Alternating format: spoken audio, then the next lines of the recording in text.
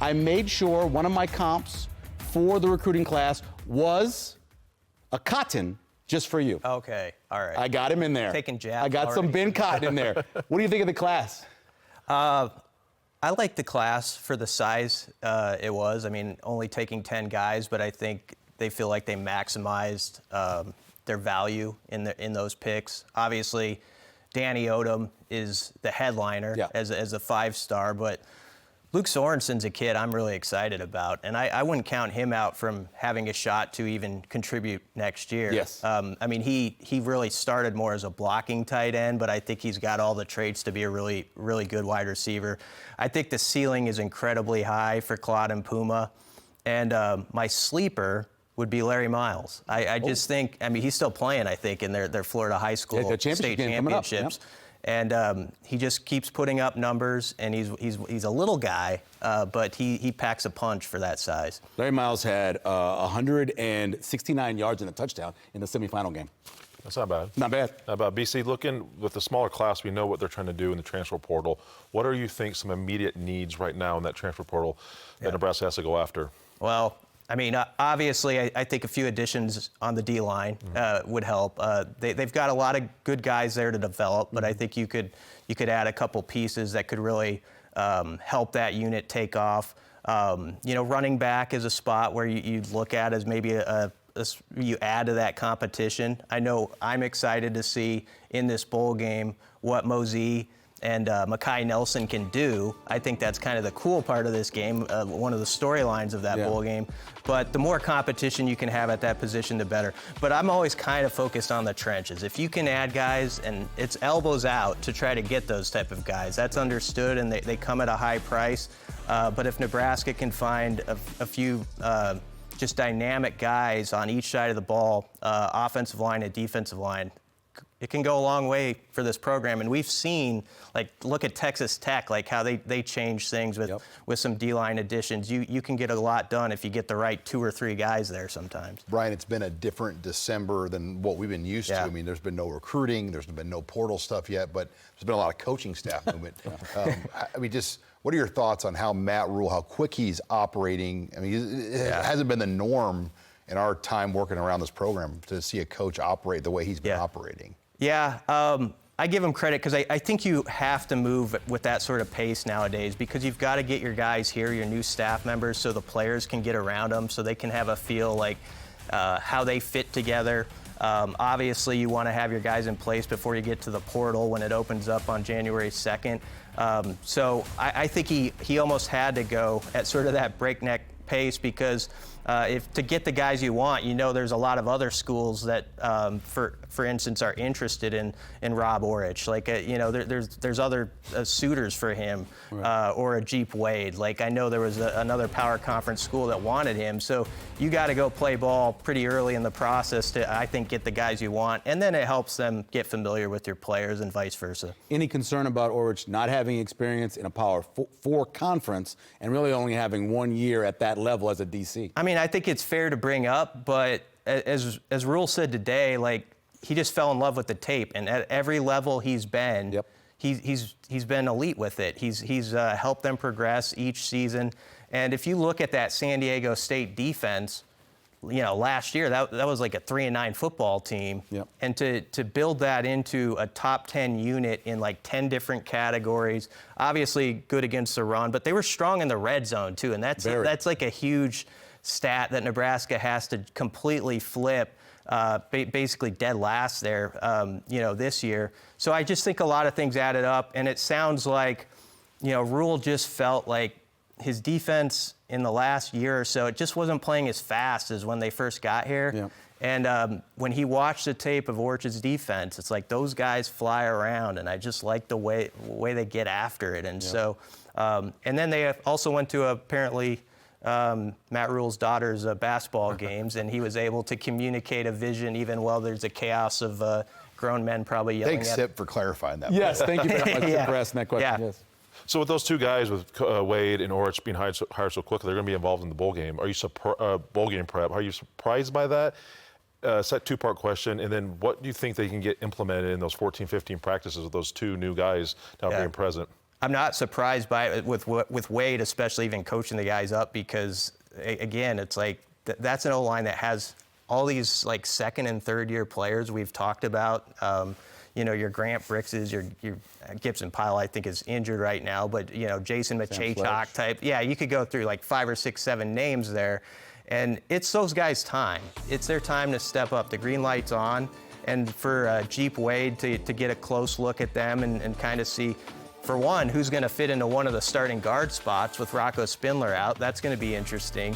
But it's a spring ball before spring ball now, and it reminds just how costly it was for this program to go all those years without bowl games where you didn't have those practices to evaluate guys. And then I think for Orich, it's just, even if Phil Snow's running the defense in the bowl game, it's just a big deal to like see, okay, what is the mentality of the type of players I have? What do we have here, and what do we need to add to the cupboard? That's a big part of it too. With this bowl game, Brian, you have obviously no Dylan, no Rocco, no Emmett Johnson. I mean, arguably three on paper going into the year, 3 of your top names. I mean, what are your expectations going out to Vegas for a game against probably the highest? I mean, I believe this is the highest ranked team Nebraska will have played all year.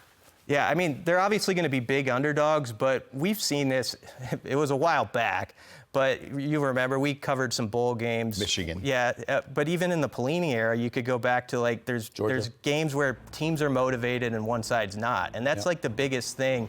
A team can be like a 10, 14-point favorite, but if they're not juiced up to play you, like Nebraska the one year wasn't juiced up to play Washington. Again for the third time, And they didn't show up, a 19-7 game, and then the one year they beat Georgia, because I don't know that Georgia was all that excited about it. Right. So I have to think that Nebraska's got a lot of guys who are motivated to show these coaches like what they're made of and all that. Now Utah might have a lot of energy too. I don't know what Whittingham's situation is. There's talk about he's nearing the end, and so they're going to want to ball out for him perhaps.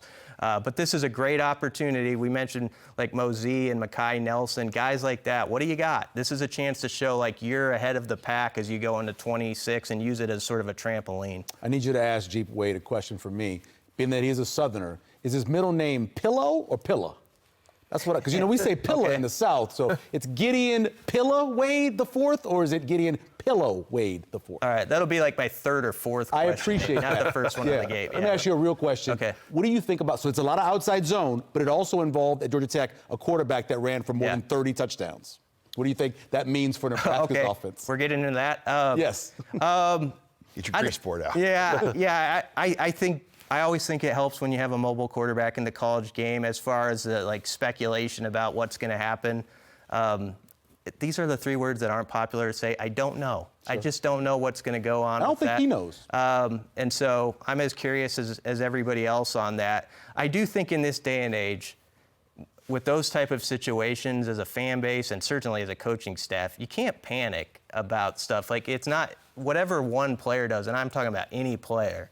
That's not the whole ball game. You know what I mean? So I think that has to be kept in mind if we do get a big headline or if we don't, and they manage to bring 2 guys back who started games this year, which is hard to do at that position in this time in college football. That's just the bottom line. BC, this time in college football, it's getting interesting. We've seen Notre Dame not go with a hold the bowl game. Obviously, K-State, Iowa State with coaching changes. What does this kind of project now? College football we know is evolving. But now with these teams holding out bowl games, what do you foresee the bowl game situation looks like 3-4 years down the road now? I'm a little worried about it, but I get optimistic when you hear like Rule and certain programs still talk about bowl games the way he did today and how much it means to younger players to play in those games. I was disappointed Notre Dame did what they did. I know they were in a different situation, but I'm hoping this isn't a trend with more and more teams that are doing that. I'm glad that Nebraska is excited to play in this game, but honestly, it is something that I wonder what is that going to look like in 5 years. It's very hard to say, but I grew up with the bowl games. And yes. New Year's Day was a thing, right? Yeah, I'm still a sucker for it. Like I think of like the NBC crew announcing the Fiesta Bowl when I was like 7 years old, and like. Bob Trumpy and guys like that. So I mean, I am biased, admittedly, towards bowl games. Yeah. So, one of the last things I wanted to ask you was when you look at what they're putting together, small class. You talked about what they need from the portal area, but Do you think that it's a must to get a quarterback? Like in their minds, as they're looking through this, they have to get a quarterback because if Dylan was to leave, right? Right. You can't just automatically say that TJ's the starter, right? I think you would have to bolster your depth for sure. Yeah. Almost bringing somebody who can compete for the job. Even if you had both of them, I mean, you're going to lose a guy like in Gramstad. If you could get someone to add depth to that's a definite. Now that's going to be hard too. It's like Marcos Davila was like a sort of the perfect option to add depth last year, and how that sort of worked out. And he had a connection, I think, even with Holgerson back in his recruiting days. But I do think that's a spot where you'd want to add someone. How big is it that TJ Lateef did practice today? And when you kind of look at the game within the game, how big is this for TJ as we discuss maybe the Dylan Raiola, the whole discussion moving into the offseason? Yeah, he's ahead of progress, it sounds like, from where Rule thought he would be, and he's going to do team workout stuff on Wednesday this week. So that's a big sign, and I just hope we can see him where he's mobile. Like, it was such a disappointment when we have such a small data sampling on him in his 3 games that one of them he has the injury in the first quarter, and you don't get to see him use his legs. So that's the big thing. Can he do that at 100%? And if he can, I like a lot of things about his game. Like, even at Penn State, when it wasn't going well, you heard guys praise him for, like, he just kept fighting for extra yards, and he was that type of guy. And so I think he's made a good impression on his teammates. But you're right, Sean. I mean, this game's so huge, like, beyond just the game itself. It's that whole other topic and everything.